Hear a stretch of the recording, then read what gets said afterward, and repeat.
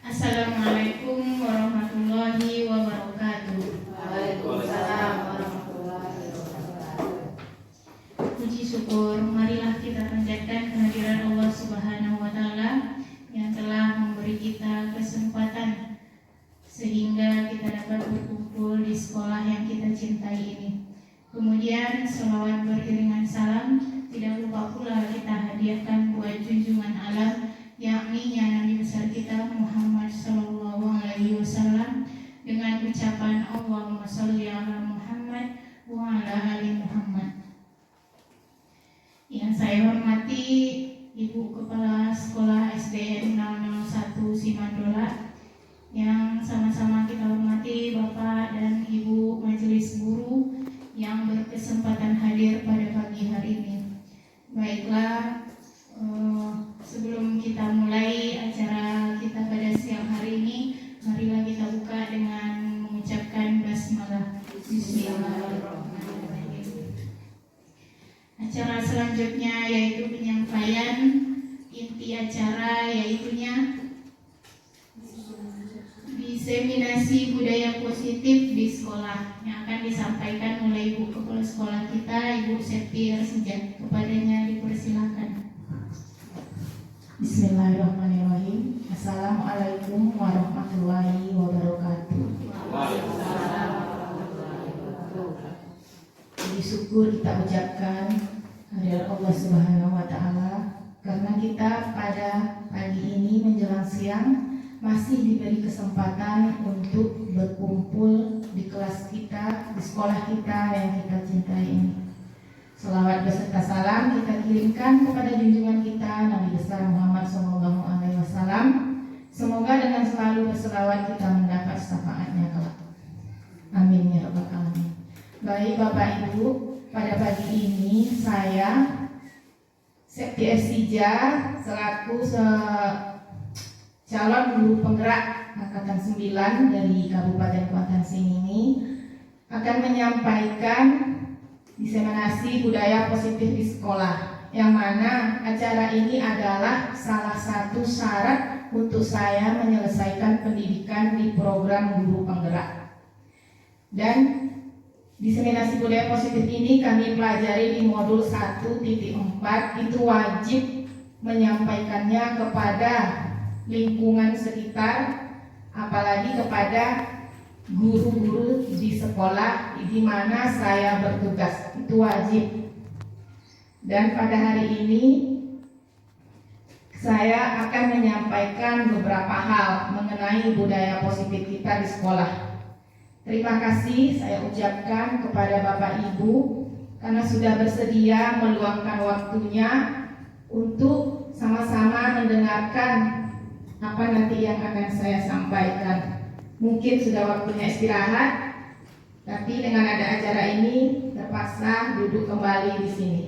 Baik Bapak Ibu, kita mulai saja. Destinasi budaya positif di sekolah. Jadi budaya positif. Budaya positif ini merupakan nilai-nilai keyakinan dan kebiasaan-kebiasaan di sekolah yang berpihak pada murid, agar murid dapat berkembang menjadi pribadi yang kritis, penuh hormat dan bertanggung jawab. Ya, jadi ini mungkin sebenarnya sudah kita tanamkan sehari-hari. Tidak ada kita yang menanamkan budaya yang tidak baik di sekolah kita. Karena seperti itu Bapak Ibu. Nah, tapi kali ini kita akan menyampaikan lagi. Latar belakangnya, penerapan budaya positif di sekolah itu merupakan salah satu upaya peningkatan kualitas pendidikan nasional. Penerapan budaya positif ini tidak bisa dilakukan tanpa dukungan semua pihak yang ada di sekolah.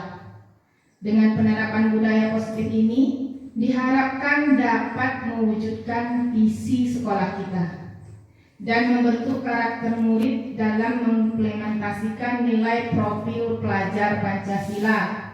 Jadi murid kita dengan budaya positif ini diharapkan bisa menerapkan nilai profil pelajar Pancasila yang diantaranya beriman dan bertakwa, bergotong royong, dan lain sebagainya. Kemudian tujuannya adalah meningkatkan nilai-nilai kebajikan dalam pembelajaran. Jadi Dengan adanya budaya positif ini diharapkan bisa meningkatkan nilai-nilai kebajikan dalam pembelajaran kita. Murid dapat tumbuh menjadi pribadi kritis, penuh hormat, dan bertanggung jawab. Hormatnya tidak hanya kepada gurunya, tapi kepada sesamanya juga, kepada siapapun, dan bertanggung jawab atas segala tindakan yang dilakukannya. Kemudian budaya positif itu ada beberapa buah. Yang pertama, disiplin positif. Nah, disiplin positif ini adalah suatu pendekatan untuk menerapkan disiplin dari dalam diri anak tanpa hukuman dan hadiah. Biasanya kan kalau kita berbicara tentang disiplin, pasti ada konsekuensinya, seperti hukuman. Umpamanya kita melanggar kedisiplinan satu, datang terlambat, ada konsekuensinya. Nah, kalau hanya seperti itu, anak-anak akan disiplin karena merasa takut dihukum. Jadi kalau disiplin positif ini lebih ke pendekatan kita kepada anak, bagaimana dia supaya nilai disiplin itu datang dari dirinya sendiri, bukan karena takut dihukum, bukan karena takut dimarahi, atau bahkan tidak juga karena berharapkan hadiah atau pujian dari kita, tapi dari memang betul-betul dari dirinya sendiri. Seperti itu Bapak. Itulah yang pertama, disiplin positif. Kemudian yang kedua, 5 kebutuhan dasar manusia. Nah, kita tahu kebutuhan dasar manusia yang mendasar sekali adalah ini 5 buah. Jadi kebutuhan dasar manusia ini adalah unsur-unsur yang dibutuhkan oleh manusia dalam mempertahankan fisiologis maupun psikologis yang bertujuan mempertahankan kehidupan dan kesehatan kita. Jadi yang kami pelajari ini ada 5 dasar kebutuhan dasar manusia. Yang pertama itu kebutuhan bertahan hidup. Maaf Bapak Ibu, penengok catatan tidak hafal. Kebutuhan untuk bertahan hidup. Jadi gini, maksudnya kebutuhan dasar manusia ini perlu kita, ini dalam konteks siswa kita di sekolah. Kadang-kadang kan siswa kita itu banyak kesalahannya. Oh, yang seperti ini, ada yang seperti ini. Rupanya katanya kalau anak-anak kita berbuat kesalahan itu berarti ada dari 5 unsur tadi itu yang belum dia dapatkan. Yang pertama kebutuhan bertahan hidup, kemudian kebutuhan cinta dan kasih sayang, kemudian kebutuhan penguasaan, keempat kebutuhan kebebasan, dan kelima kebutuhan kesenangan. Bagaimana dengan kebutuhan bertahan hidup? Kebutuhan bertahan hidup itu adalah kebutuhan dasar kita ya Bapak Ibu, seperti kita lapar, memiliki tempat tinggal, itu kan kebutuhan dasar kita. Nah, jadi kita memastikan anak-anak kita itu pergi ke sekolah itu dalam keadaan lapar, nyaman, dan aman. Kan ada anak-anak kadang sampai di sekolah suka mengambil makanan temannya, minta uang kepada temannya, mungkin untuk jajan. Jadi harus kita tengok dulu, jangan langsung dimarahi, harus kita cari dulu kenapa dia berbuat seperti itu. Mungkin kebutuhan yang pertama tadi tidak terpenuhi, mungkin dia lapar, ya kan? Lapar makan, itulah pandainya berebut dan meminta dengan paksa. Mungkin itu tadi kebutuhan dasar yang pertamanya belum terpenuhi. Itu dimaksud dengan kebutuhan bertahan hidup. Yang kedua, kebutuhan cinta dan kasih sayang. Jadi kita sebagai guru ciptakanlah kelas kita itu yang hangat, penuh dengan kasih sayang. Jadi kalau ada anak-anak kita yang bermasalah, mau caper, awak cari perhatian, membuat masalah setiap hari, mungkin kebutuhan akan kasih sayangnya tidak terpenuhi, makanya dicarinya kepada kita. Berikanlah kasih sayang kita sebagai orang tuanya di sekolah dengan cara menciptakan kelas yang hangat dan penuh kasih sayang. Nah, diharapkan dengan seperti itu perilaku anak-anak kita tidak akan agresif, tidak akan caper lagi. Yang mungkin kita kan banyak kali caper, setiap hari dia lagi. Nah, mungkin hal itu yang tidak terpenuhi di rumahnya. Kemudian yang ketiga, kebutuhan penguasaan. Kebutuhan penguasaan ini kita dapat memberikan tantangan kesenangan sesuai dengan kemampuan murid kita. Apa yang dikuasainya? Dia tidak berkuasa, dia tidak paham matematika, tapi kita paksakan untuk paham. Memang harus paham, tapi dengan pelan-pelan, jangan dipaksa. Mungkin ada lagi penguasaannya yang lain. Nah, seperti itu. Kemudian kebutuhan akan kebebasan. Kita sebagai guru dapat menyelipkan unsur-unsur menyenangkan dalam pembelajaran kita, yang memberikan kesempatan kepada murid untuk bermain dan bereksperimen serta menciptakan suasana kelas yang ceria. Jadi bagaimana? Jadi kita sebagai guru, ya itu namanya juga guru SD, kadang-kadang kelas 1, kelas 2 kan masih mirip-mirip TK. Mereka masih membutuhkan kesenangan. Apa yang menjadi kesenangan mereka itu yang dibuat.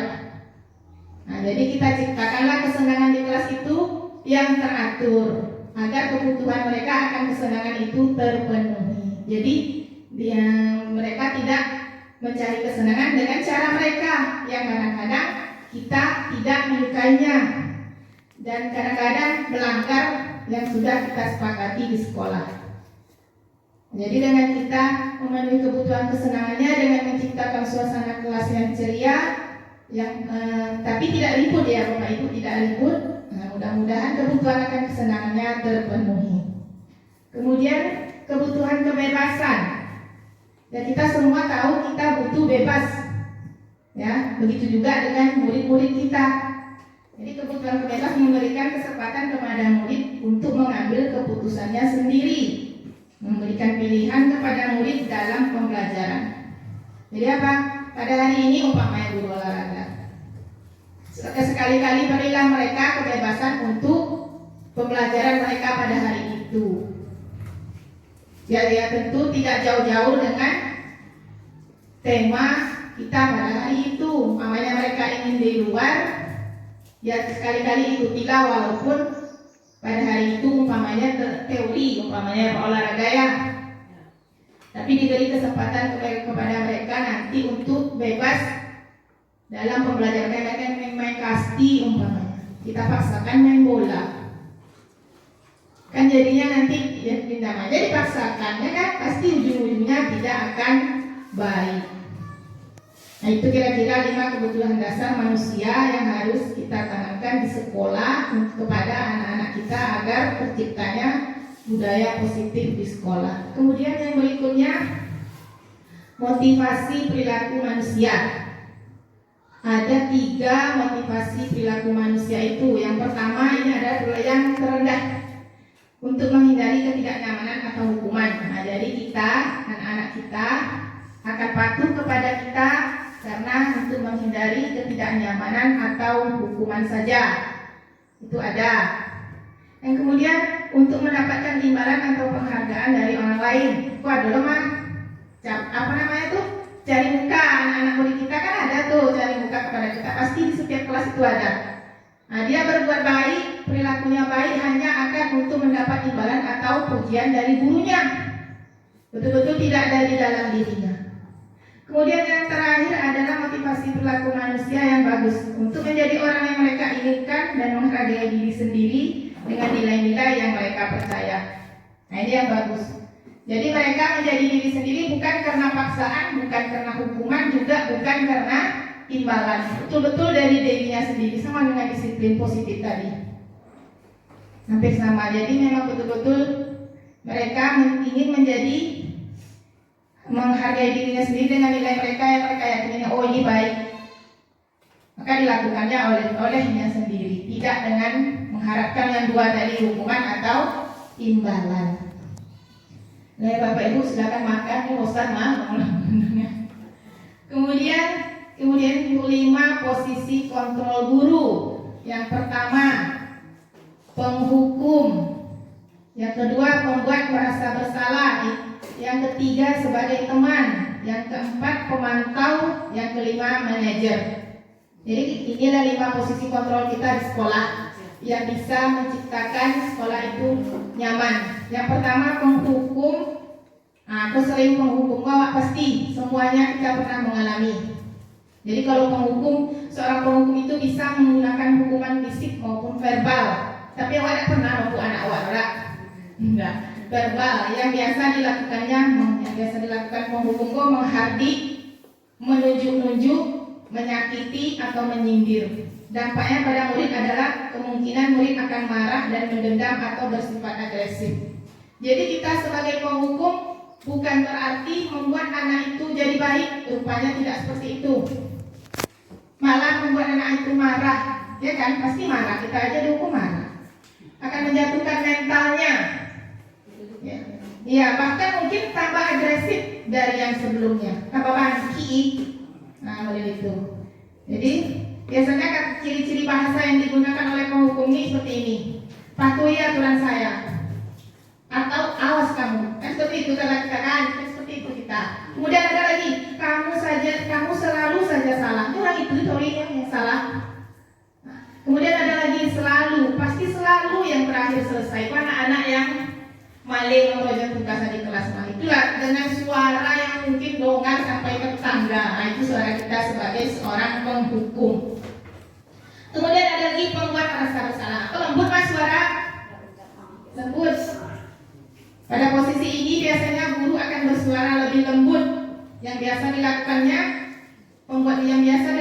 pembuat rasa bersalah ini biasanya berceramah, menunjukkan kekecewaan yang mendalam. Nah, kalau dampaknya pada murid adalah murid akan merasa rendah diri, ya, merasa gagal dan tidak dihargai. Ciri-ciri bahasa yang digunakan biasanya, ibu sangat kecewa dengan kamu. Kan aku waktu. Ibu sangat, bagaimana coba kalau orang tua kamu tahu kamu berbuat salah begini? Sepertinya anak kita itu baik-baik saja, tapi sebenarnya mentalnya kena. Dipikirkannya, oh iya, orang tua saya nanti akan kecewa. Oh iya, saya lagi. Dan jadi dia jadi merasa bersalah dengan kata-kata kita. Akan terbawa terus di kesehariannya pada hari itu. Nah, kemudian sebagai teman, ini juga kita sudah lakukan, ini semuanya sudah kita lakukan ya. Teman, guru pada posisi sebagai teman tidak akan menyakiti murid, namun akan melakukan pendekatan persuasif. Nah ya, dampak pada murid adalah bisa berdampak positif dan bisa berdampak negatif. Dampak positifnya apa? Hubungan baik akan terjalin antara guru dengan murid. Kita akan baik, kita kan posisi teman tadi. Maka hubungan kita dengan dia tentu terjalin dengan baik. Negatifnya apa? Murid menjadi tergantung pada guru tersebut dan murid akan berbuat sesuatu bila yang menyuruhnya hanya guru itu. Kebanyakannya kan memang seperti itu. Dia hanya mau sama Bu EM karena Bu EM yang dia dianggapnya teman. Kalau Ibu Yuyun yang menyuruh dia tidak akan mau, tidak kawan dendong. Nah, seperti itu. Jadi sepertinya posisi teman ini juga bukan posisi yang baik untuk kita lakukan setiap hari, tapi sudah mendekati baik. Ya, pertama tadi kan ada positifnya, anak-anak jadi apa? Jadi terjalin hubungan baik dengan kita. Yang kedua, kadang-kadang jadi tergantung kepada kita. Ibu itu je lah, pasti omongnya nolong dia, kan kawan. Seperti itu. Ciri-ciri bahasa yang digunakan biasanya ya sudahlah, kali ini tidak apa-apa, nanti ibu bantu bereskan. Nah, anak kan ini tidak mandiri, tergantung ke awal. Kemudian baiklah, tidak apa-apa, kamu duduk dulu ya. Padahal dia mungkin baru datang, kita karena kita temannya, ya udah nggak apa-apa, duduk dulu. Ternyata dampaknya kepada anak kita tidak begitu baik, karena dia tergantung kepada kita. Kemudian pemantau, guru pada posisi ini biasanya selalu mengawasi atau memantau muridnya yang berpatokan pada catatan yang sudah disetujui. Yang biasanya dilakukan pemantau yaitu memantau dan menghitung kedisiplinan murid. Dampak bagi murid adalah murid akan merasa tidak nyaman karena merasa diawasi. Biasanya ciri-ciri bahasa yang digunakan biasanya, menurut catatan ibu, kamu sudah berapa kali terlambat. Kan kita sering seperti itu. Ibu perhatikan setiap hari kamu terus terlambat. Tapi kan awak mantau aja setiap hari. Nah, kok beda awak? Kemudian ada lagi, ibu perhatikan kamu selalu saja mengganggu teman. Nah, berarti dalam pikirannya ibu ini berarti selalu mengawasi saya, selalu memantau saya. Tentu anak-anak kita tidak akan nyaman. Nah, kemudian posisi manajer. Nah, ini posisi yang terbaik menurut penelitiannya. Guru pada posisi manajer akan berbuat sesuatu dengan murid, mempersilahkan murid mempertanggungjawabkan perilakunya, mendukung murid menemukan solusi atau permasalahannya, atau akan berkolaborasi dengan murid untuk memperbaiki kesalahan yang ada. Jadi pada posisi manajer ini, dia akan berbuat bersama murid. Kalau ada terjadi masalah, dia akan berkolaborasi dengan murid mencari permasalahan, mencari solusinya. Contoh bahasa yang sering digunakan, nah, apakah kamu mengetahui jam berapa sekolah dimulai? Lembut. Nanti anaknya akan menjawab jam 7. Sekarang jam berapa? Jam setengah 8. Keyakinan kita di sekolah ini seperti apa? Datang jam 7, Bu. Nah, kalau sudah begitu bagaimana? Nah, seperti itulah. Besok lagi saya akan datang cepat. Mungkin seperti itu jawaban dari murid kita. Kira-kira bagaimana kamu akan memperbaiki masalah ini? Nanti dia juga akan menjawabnya dengan baik. Tentu dia akan terbuka apa masalahnya. Nah, coba kita lihat di sini ada video mengenai 5 posisi kontrol guru tadi.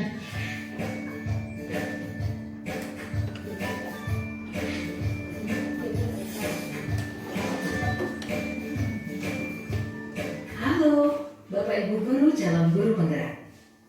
Video ini akan menampilkan 5 adegan interaksi guru dan murid. Silakan menonton dan merefleksikannya.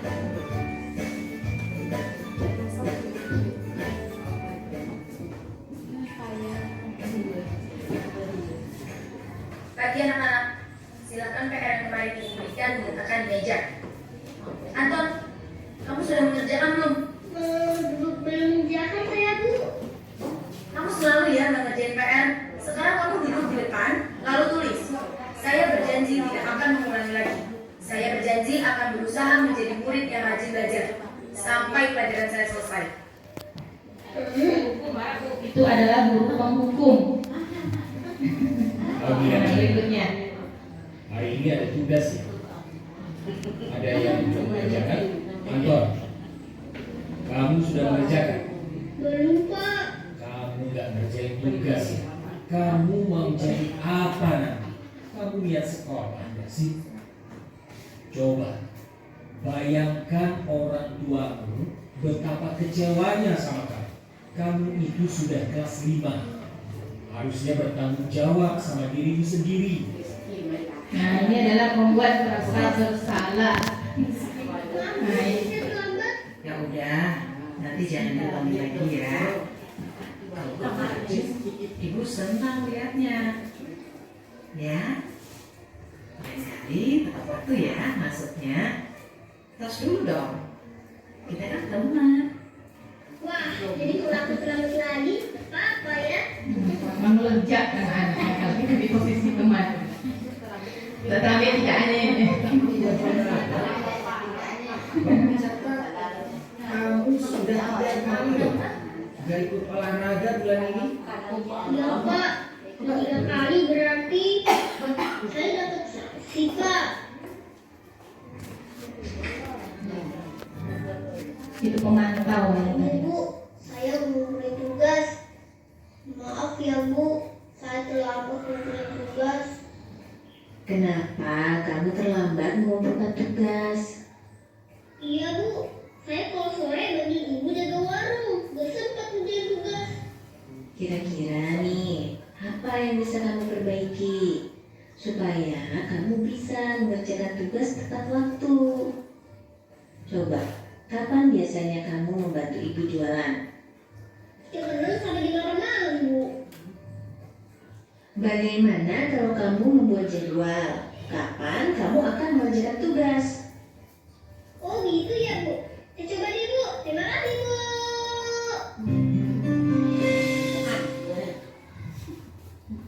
Jadi seperti itulah kira-kira Bu, Bapak Ibu, gambaran guru yang ada di 5 posisi tadi. Ya mungkin yang tepatnya adalah posisi yang terakhir yaitu manajer. Jadi ibunya memberikan solusi atau bersama-sama mencari solusi untuk permasalahan Anton. Nah seperti itu. Jadi dari sekian budaya positif tadi, mudah-mudahan kalau kita itu terapkan di sekolah, terciptalah budaya positif di sekolah kita. Tapi yang benar-benar berpihak pada anak, bukan kepada kita. Nah, jadi yang berikutnya masih ada. Jadi ya sama-sama kita melaksanakan, ya, coba-coba melaksanakan itu, tapi bukan dicoba lagi gitu, udah dilaksanakan, sudah dilaksanakan semuanya. Hanya kita tinggal mengapa ya? Meningkatkannya saja. Sudah dilaksanakan. Seperti tadi, kalau anak-anak ada masalah, itu saya dengarkan sudah sama dengan apa yang kami pelajari. Jadi tidak langsung memarahi, ditanya dulu apa permasalahannya. Kemudian ada lagi namanya keyakinan kelas. Nah, keyakinan kelas ini juga patut kita buat di sekolah. Keyakinan kelas adalah persetujuan yang dibuat bersama antara guru dan murid. Selanjutnya akan ditaati bersama. Ini keyakinan ya, tidak peraturan. Adanya keyakinan kelas bisa terciptanya perilaku positif warga kelas, sehingga bisa menjadi suatu budaya positif di sekolah atau di sekolah kita. Keyakinan kelas ini dibuat bersama-sama dengan murid. Jadi kenapa tidak peraturan? Kan kita ada peraturan. Peraturan itu biasanya dibuat sepihak. Kadang-kadang hanya kita yang membuat, tidak bersama-sama dengan murid. Tetapi kita atau murid akan lebih ingin melakukan apa yang diyakininya daripada mengikuti peraturan-peraturan yang mungkin membosankan. Ya, peraturan yang bunyinya itu juga, cuma ada beberapa kalimatnya yang diubah, seperti keyakinan kelasnya umpamanya jangan buang sampah sembarangan. Nah, sekarang kan tidak boleh lagi memakai kata-kata jangan, karena kata-kata jangan itu negatif. Gimana caranya? Kita ganti dengan dengan apa? Menjaga kebersihan kelas umpamanya.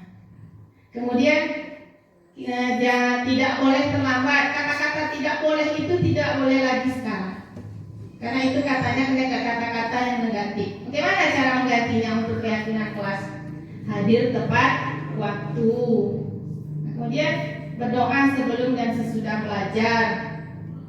Bersikap sopan dan jujur. Kalau biasanya kan tidak boleh mengganggu teman atau tidak boleh berbohong, kan biasanya seperti itu. Sekarang kita ganti dengan bersikap jujur dan sopan. Itu keyakinan kelas. Keyakinan kelas ini dibuat sama dengan mirip dengan kita membuat visi kita kemarin. Jadi anak-anak disuruh membuat kelas impian mereka itu yang seperti apa. Nah, makanya mereka ingin kelasnya bersih. Maka dibuatlah keyakinannya menjaga kebersihan kelas. Ingin kelasnya siswanya itu semuanya tidak boleh, tidak mau berbohong. Ingin kelasnya itu nyaman. Maka dibuatlah bersikap jujur dan sopan. Kan kalau kita sopan di kelas belajarnya nyaman. Kadang-kadang ada anak murid kita itu yang memang kelakuannya ya gimana ya. Kadang-kadang memang yang seperti ini kita mau melakukannya. Tapi di lapangan kan kadang tidak seperti yang diomongkan. Nah, tidak boleh menghukum katanya tadi kan. Tapi gimana? Iya. Tapi gimana ya Bu ya kita ngomongkan itu. Tapi itu butuh proses. Kita coba. Ya. Memang kadang-kadang orang yang membuat peraturan itu dia tidak tahu yang ada di lapangan. Tahu itu kita guru. Tidak penghukum tidak boleh ya. Kadang-kadang anak itu memang terlampau agresif. Dia mau bagaimana lagi kan? Terlampau agresif. Tapi yang kita coba hal-hal yang dianjurkan itu, yang mudah-mudahan ketemu apa yang diharapkan oleh standar pendidikan nasional kita. Nah ya Bu, kira-kira hanya itu yang dapat saya sampaikan. Itulah tadi budaya-budaya positif, hal-hal yang bisa, maksud saya hal-hal yang bisa menjadikan budaya positif di sekolah, yang bisa mengontrol perilaku murid-murid kita untuk tetap berlaku baik di sekolah maupun di rumah setelah dibawanya pulang, apa yang kita anjurkan di sekolah. Jadi kita kan mendidik anak kita tidak hanya untuk di sekolah, tetapi untuk sampai ke rumah dan sampai ke masyarakat. Nah, hanya sekian dulu yang dapat saya sampaikan. Mohon maaf atas segala kesalahan-kesalahan yang Dan saya ucapkan terima kasih atas waktunya. Assalamualaikum warahmatullahi wabarakatuh.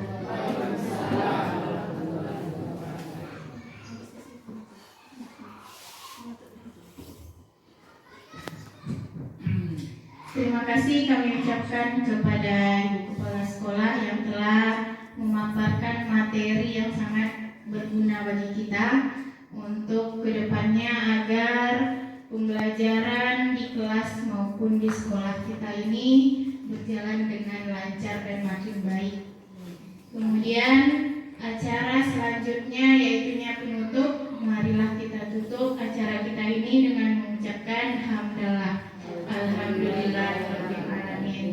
Kami sebagai pembawa acara mohon undur diri. Wassalamualaikum